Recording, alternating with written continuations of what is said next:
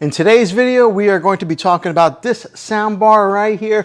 I know it might be kind of hard to see because it's blending in with the darkness of the stand here, but we're going to be talking about this black soundbar. This is a Samsung Harman Kardon Q60 series, and I'm going to give you all the specifics on this and give you a sound test on what it sounds like.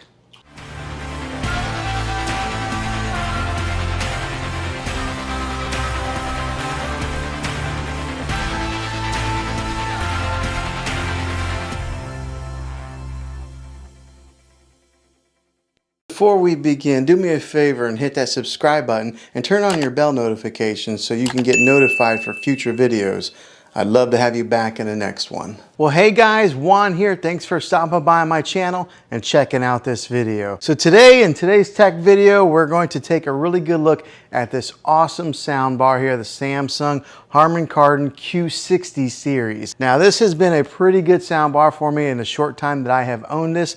I've done an unboxing video on this already. I'll go ahead and link that video down in the description below. But today we're going to dive into the specifics and give you a full review of this awesome soundbar. All right, so let's talk about the cosmetics on it first to get started off. So on the top and the side here, or on the front and the top here, it's got a metal grill that's kind of gives you a little bit of that industrial feel. And it is a pretty solid soundbar. It's got a little bit of weight to it.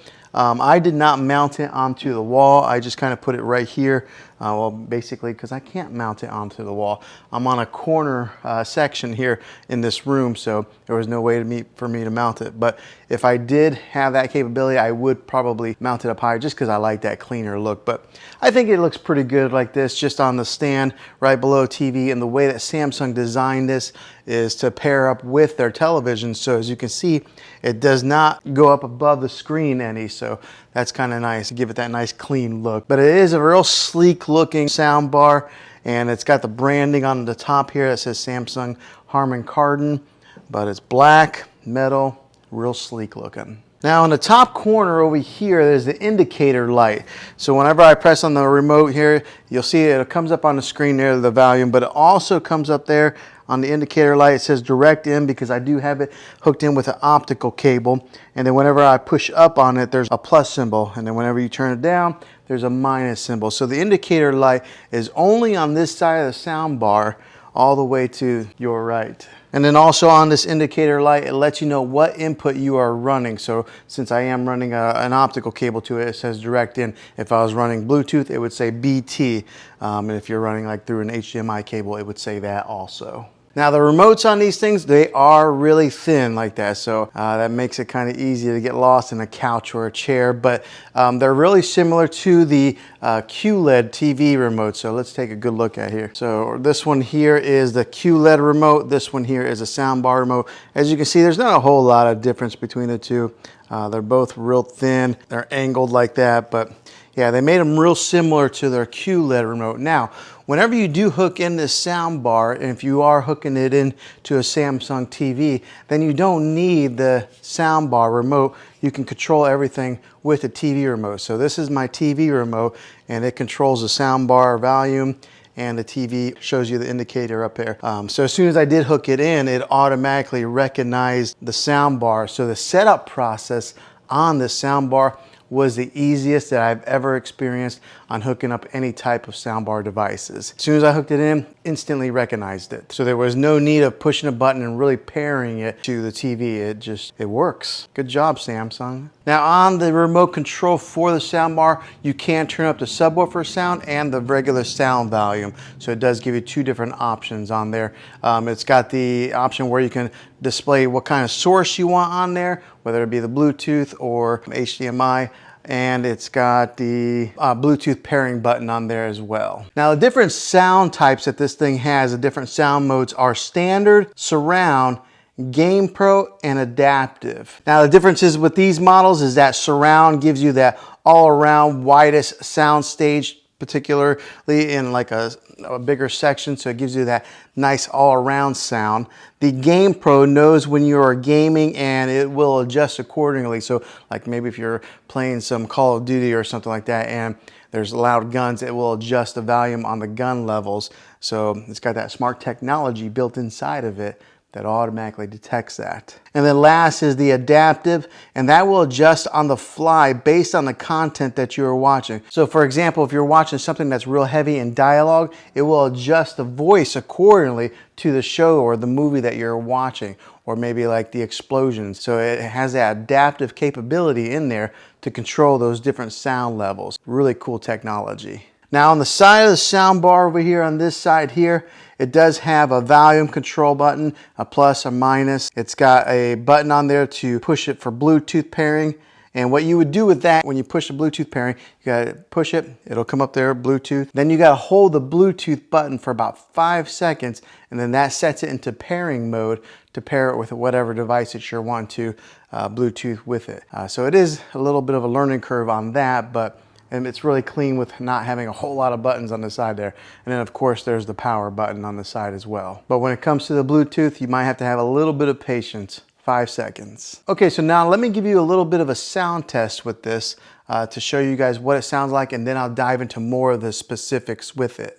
Okay, so what I'm going to do here is right now I've got a wireless Rode mic that I'm hooked up here. That's what's picking up my vocals. I'm going to take that microphone and try to give you guys the best sound test I can by putting the microphone right here near the sound bar. Now I'm going to play a non-copyright song here, Andrew Apple Pie. It's one of my favorites that I use for any type of vlogging or any kind of background music. But that's how I'll give you guys a sound test to kind of give you the best type I can for video. Okay, so here's a Rode mic.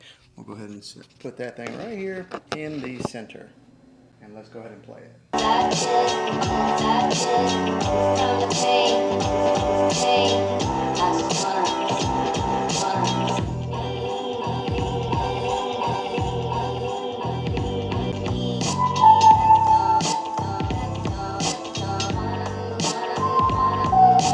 Now what I'll do is I'll take the microphone and I'll stand back as far as where I would be sitting for movie watching, and to kind of give you guys what that sound would be like if you were sitting in that type of a distance watching a movie. So let's do that test now.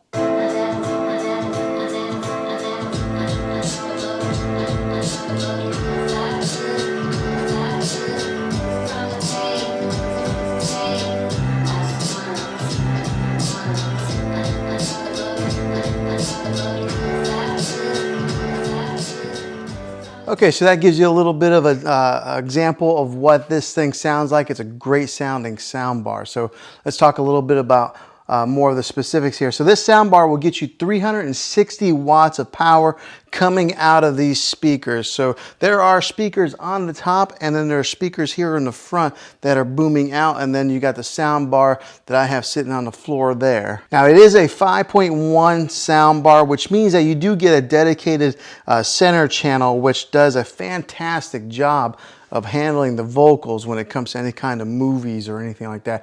My wife and I were watching a television show the other day, and I was really surprised at how well it balanced the vocals with some of the like explosions or anything that were in the background. So that dedicated center channel does a fantastic job with that. Now with the rest of the speakers that go around the dedicated center channel, they do a fantastic job of filling in all those mids and giving you an example of what is all around there. So giving you that surround sound feel, making this sound bar sound bigger than what it really is. Gives you that crisp sound, that big bass booming sound, and then it fills the room in really nicely. Now on the top of this sound bar, along the top right here, it's got that acoustic beam technology. Now what that is say there's like for an example, there's a car, you're watching Fast or Furious or something like that, and there's something on the screen that moves here and just kind of moves along with the screen.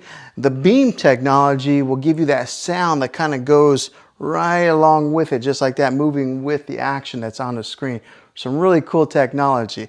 Now I can't really show you on video obviously because it's video, but you're gonna have to take my word for it. That is a really nice little feature on this sound bar here. Now on the back of this sound bar, you do get some good connections, different types of connections to kind of go with whatever TV that you have. You get 2 HDMI imports. One of them is that ARC HDMI input. You get the regular 35 or 3.5 millimeter, the old-fashioned stereo jack, you get that, and then you get the optical audio cable, which that's what I'm using here.